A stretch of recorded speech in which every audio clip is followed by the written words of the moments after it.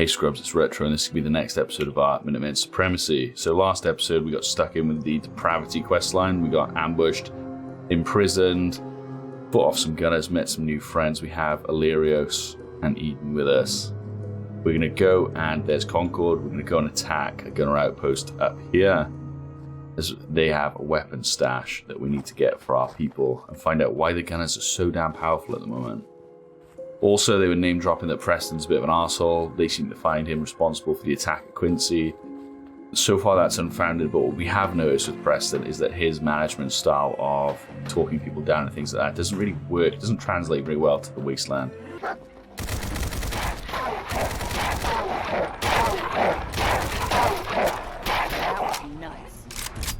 Whew.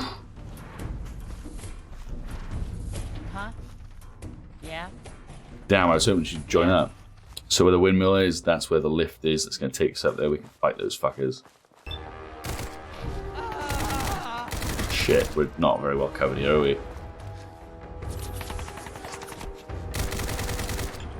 And just go run away a little bit.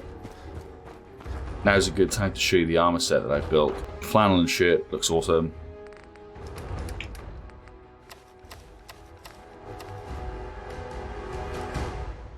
And now we have this armor set, which looks badass anyway. Look at that. As a Minutemen leader, that is one hell of an armored outfit. We're going to take the ballistic mask off for now. And probably the overcoat as well, honestly, because it's fucking boiling. But this is our new armored outfit. I think it looks so cool, so badass. Oh man. Oh man. Oh. Oh. That didn't feel good. Why did I do it? I don't know, I'm sick. I got problems. Fucker. Shit, there's not really any cover here.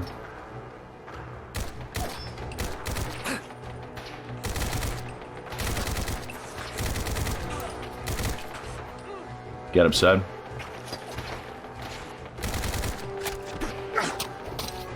Do I have any explosives? Oh, shit. Well, this'll do it. Oh, sorry, guys.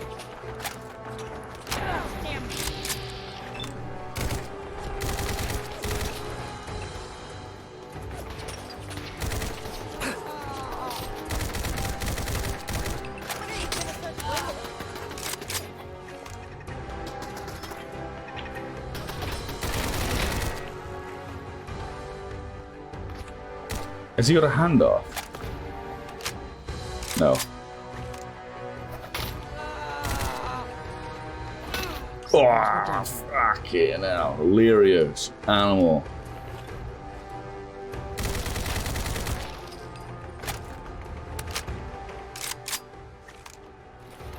And obviously, as Nate spends more time with these hardened killers, he gets desensitized. So, I mean, he's a soldier, and he's pre-war soldier. He's seen combat, but these guys are very nonchalant in the way that they deal death, which means that they don't really care about it that much. Okay, there's the stash. Now we need to get to Corvega and take that stash. Luckily it's down there, and luckily the highway gets broken up a little bit. Over there we can see Starlight. Starlight's going to be a very important settlement for us. We're going to use it as our second outpost, I think.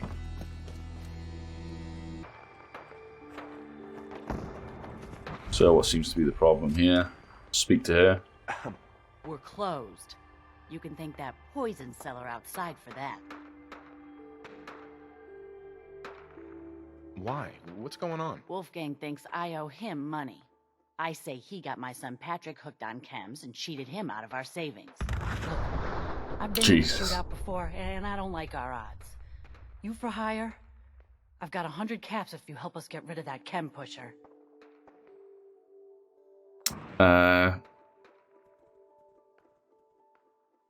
Do you know what?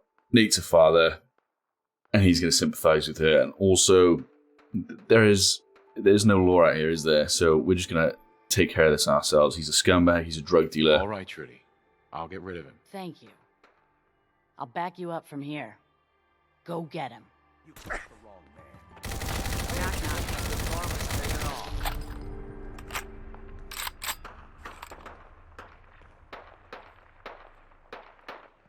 Yeah, if it was the other way around and Nora was out there and needed help, Nate would like to think that people would align that way and help. Hi. I can't wait to see the crows feeding on that scumbag. Here, this is for you. Now, if you ever need to trade, my shop's open. You got things covered from here? Yeah. It's gonna take my son a while to get off the chems, but we'll make it. We always do. Now, let's get back to business. You need anything for the road? Actually, yeah, what have you got? Let's see what you've got. All salvage, but nothing's junk. Right. Oh, I keep forgetting we've got flashbangs. Flashbangs are insanely powerful. Oh, wow, I need one of these. Is this automatic? Let's have a look. Oh, yeah, that is sweet. Okay, I think it's got really low DPS, so we're going to need to modify it. 185, do you know what? That's actually fucking awesome. But compared to my 380, however, this has probably got a better range on it. Range 730, and this is 47. Yeah, so we'll stick with the laser for now, honestly. We're going to go and nab Starlight.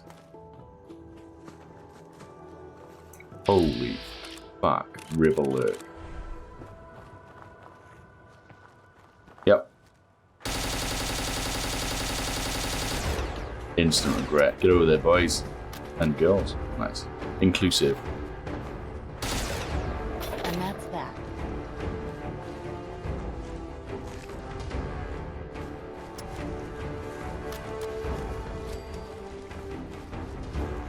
There's Corvega, but not quite yet.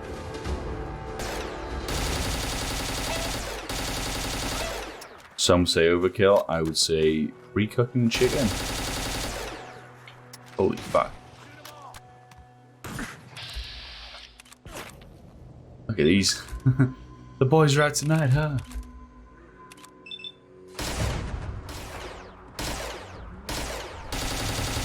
Shit.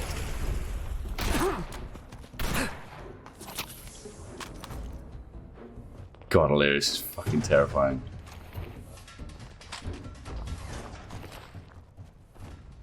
Oh, fuck. Grab that over here. So Starlight's sort of been nabbed by the super mutant faction. That's going to be really hard. They've got health regen. So we can't really do anything about this now. 1, 2, 3, 4, 5, 6 mutants, 7 mutants, and about 4 hounds. Nowhere near ready to deal with that at the moment, honestly. I just want to scout it so I can come back later. Kind of worried. There we go, you scouted a settlement. Kind of worried about getting aggro and getting absolutely just bummed. So we're going to need to come back with a much bigger force. We're going to take that over. I don't think 6 warriors will be enough for the super mutants, so we'll need to bring companions as well.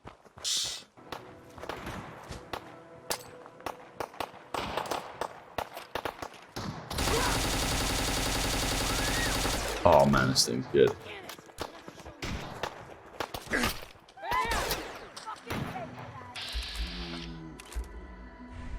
Oh, I'm gonna be sick. No, you're alright. We got you.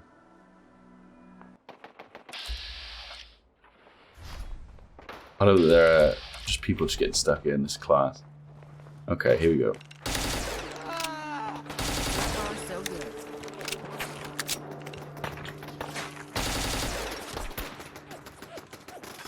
Is that a pipe gun? God, pipe guns are so shit. Larios get stuck in, son.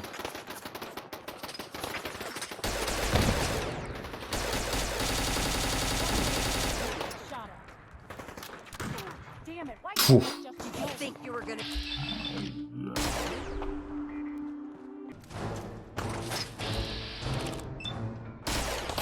Nice.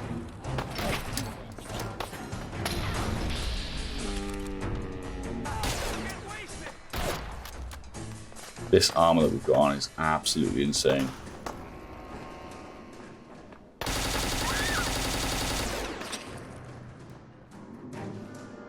Do you know what I usually run with that I'd love to have on for this one is cross crits. Go overhaul. So when you zap somebody, Oh shit, hilarious, you scared the life out of me.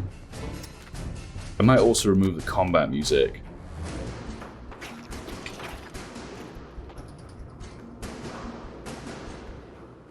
Okay. Here we go, here's the stash. Explosive stash, okay. Yeah, here we go. So we're not going to clear Corvega right now, we're just going to grab what we need and peace out.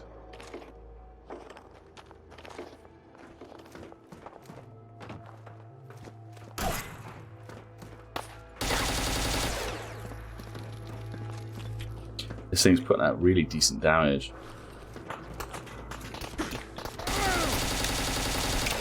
Try to get inside as fast as possible.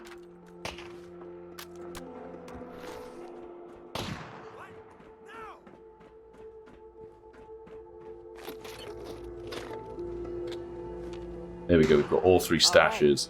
Crisis is over. Okay, Piper has decided she's going to join us. That's fine.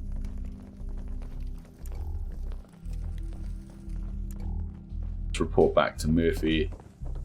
Hey there. Wasn't sure you were gonna make it back in one piece. Any trouble out there? Not sure I'd call it smooth, but it's taken care of.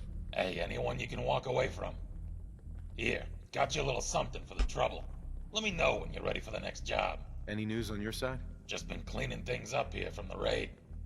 Speaking of which, if you want to lend a hand, feel free to use the workshops around here. There's one on the 1st floor and also a second one in the bunker. Have a look around and make yourself comfortable. Yeah, I wouldn't mind talking to Harley now and starting that quest off. First, we're going to talk with... Hey. If you're ready to get started on the next phase, let me explain. Just point me to the action. I got a pal in Goodneighbour. Goes by the name Hancock. After what happened at University Point in Quincy, he's got some concerns about the next shoe to drop in downtown Boston. What do you mean?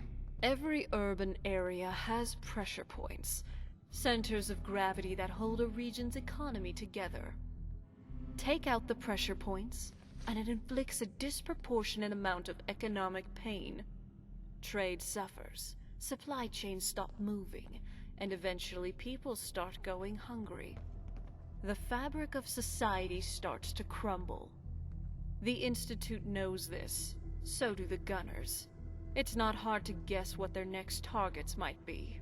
Is Diamond City really in danger? It's not like there's raiders pounding on the gate. Maybe not raiders, but they got super mutant hordes right around the corner, and synths have infiltrated their local government. But I'm getting ahead of myself. Diamond City isn't the settlement most in danger of falling. Goodneighbour is. Why do you say that? You mean besides the elevated sniper perches surrounding the town, and the relative ease of blockading the entrance so no food or supplies can get in or out? Yeah. Obviously. It's like this. If your settlement is poor, you can't afford adequate security. If your security stinks, your enemies eventually take notice, and sooner or later, they'll either demand tribute or conquer you. So, if you want your city not to get pillaged, you need a functional economy. It's hard to pull off when your clientele is primarily low-end chem addicts and drifters. There's no real money in catering to riffraff like that. For Goodneighbour to survive, it needs to attract a higher class of clientele. I'm listening. Bottom line, Hancock wants to clean up Goodneighbour. Starting with the chem dealers selling drugs to kids, the thugs harassing visitors for protection money, the back alley murders, the gang activity, and the never-ending stream of aspiring scam artists. He wants all of them gone. Not detained, not bargained with, just gone. Makes sense to get rid of the trash. What's the catch? As mayor, he can't be officially connected to ordering hits on his constituency. So, he's contracted out certain jobs on the down low to a few people he trusts. That's where you come in. I need some details here. I have no idea what I'm getting into. There's 3 jobs I want you to start with. First job is to entrap an old ghoul who's been trying to rip off Hancock. Second one is to eliminate a Triggerman gang infesting the town's warehouses. And a third task is to take out a few miscreants plaguing the local economy. You can do the jobs in any order you want. I've written down all the details on this holotape, including the local contacts to get started. Once the jobs are complete, cross them off your list and we'll move on to the next phase. And one more thing. You did us a solid with that gunner job. Anything we can help you with in return? My son, Sean, was kidnapped. I'm looking for help to find him.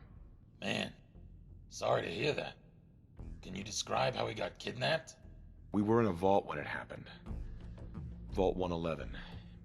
It was some kind of cryo facility. My wife was murdered. She was trying to keep them from taking Sean, and they just... Take your time. We're listening, of course, but details would be helpful. There was a man and a woman. They didn't say much, but I remember they called me the backup. The woman was dressed in, I think it was a kind of hazard suit. The man had some sort of metal brace on his arm. One of them came right up to me.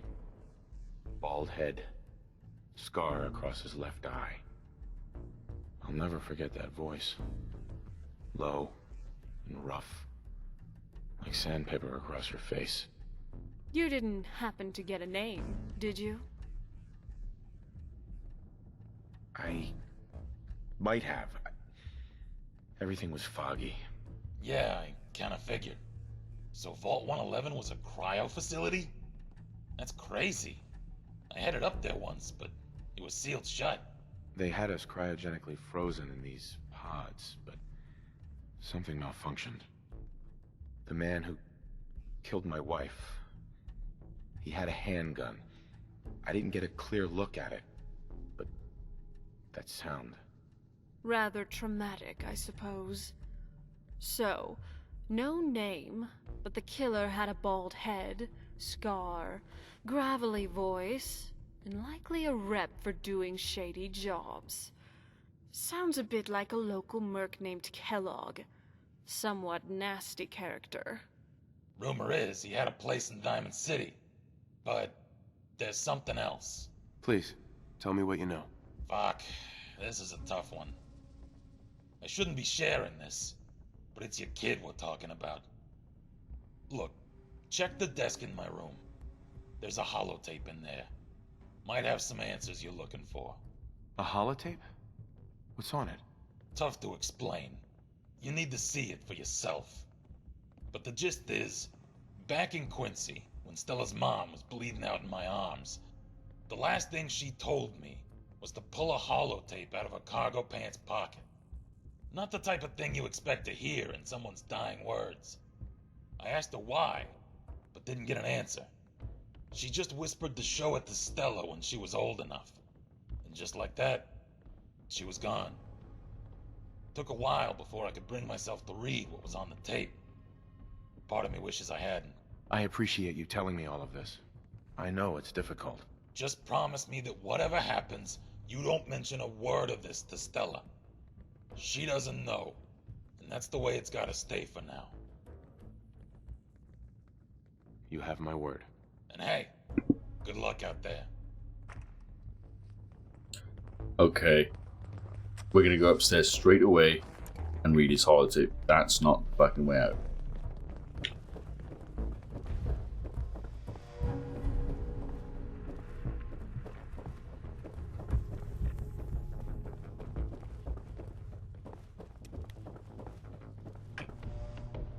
Murphy's room.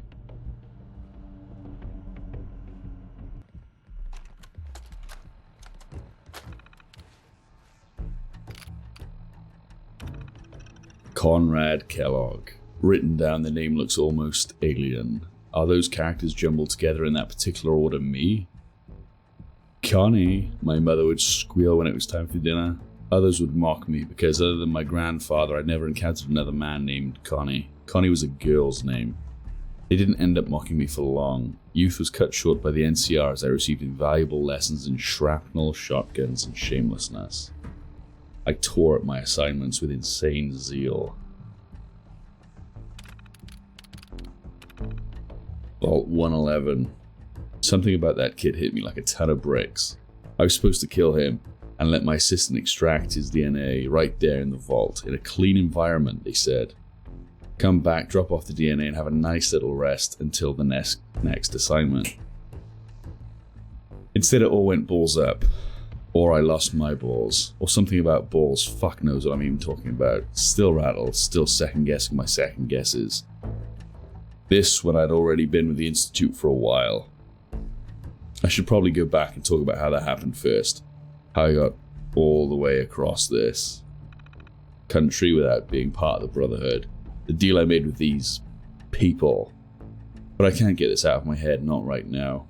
I had no problem popping one of the parents. What future's out there for them? Their world was just fucking ash. The other one, I think I just cracked some dumb joke. The only thing running through my head was, save this kid. What the hell did this kid do? He wasn't totally fucked like the parents, a relic of a lost world with no hope. There could be a way out for him like there was for me. Something about those vaults gets your blood running cold. I've seen some sick ones for sure.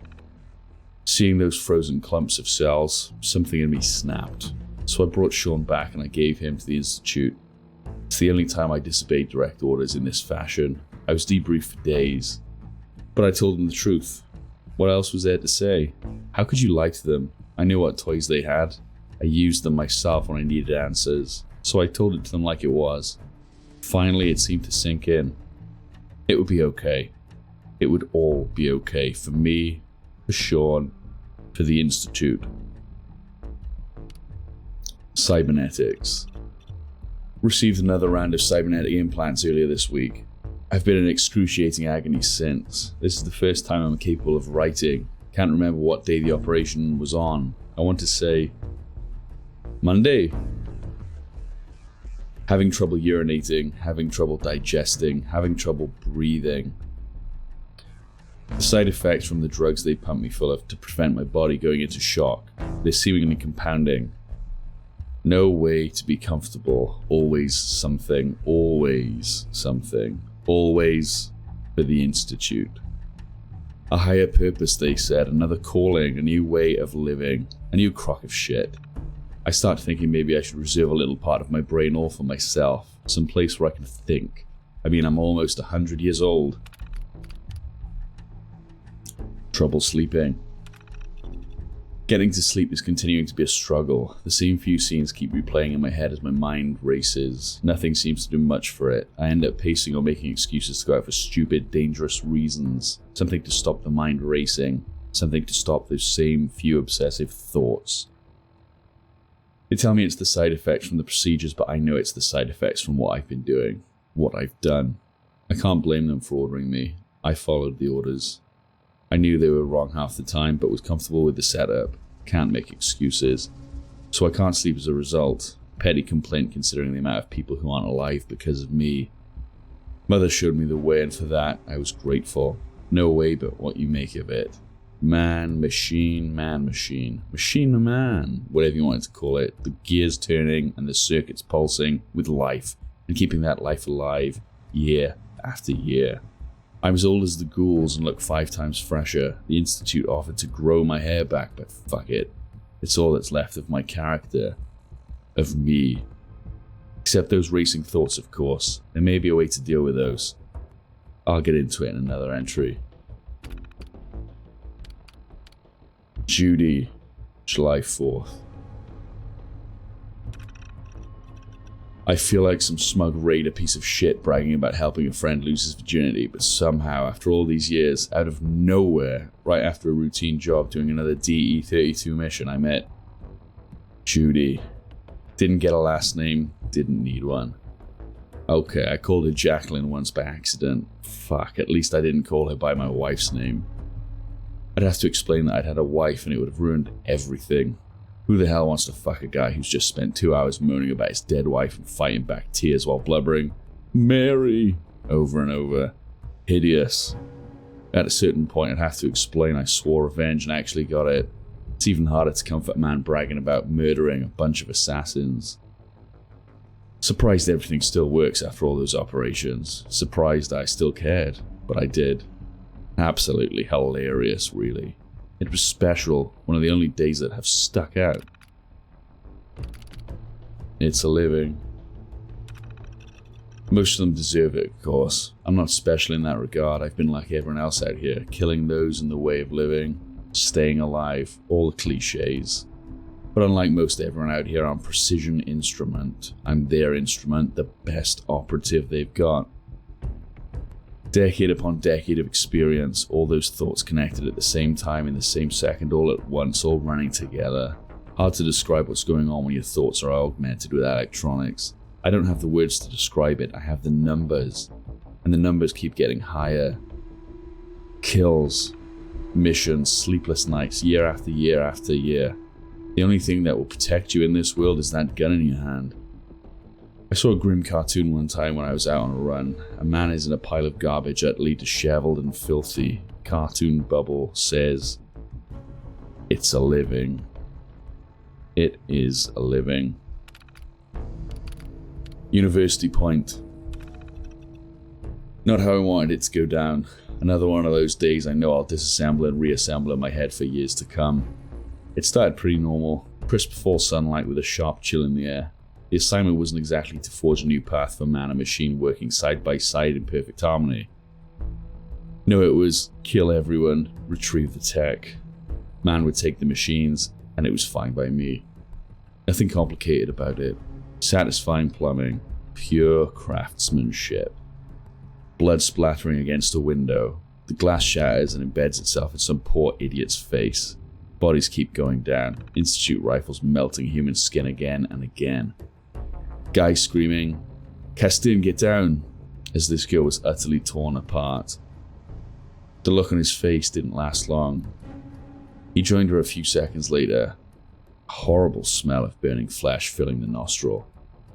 I knew this guy named Joe who demanded he be called Nitro in the NCR. Claimed he loved the smell of burning flesh. I don't buy it. It's completely horrible on all levels. Just something to sound tough, I guess. Nobody ever called him Nitro. Not even once. The NCR. 1,000 years ago now. What have I been doing since? What compartment am I in now? I think I loathe this place. Hold on, we might have more survivors.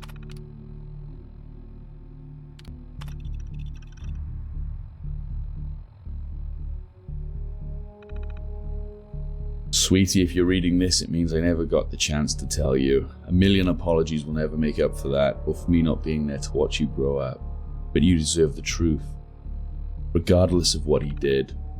Despite what you may think of him after reading this, he's still part of you, and I can only hope you're old enough when you find this to understand that it might provide some small amount of insight into yourself.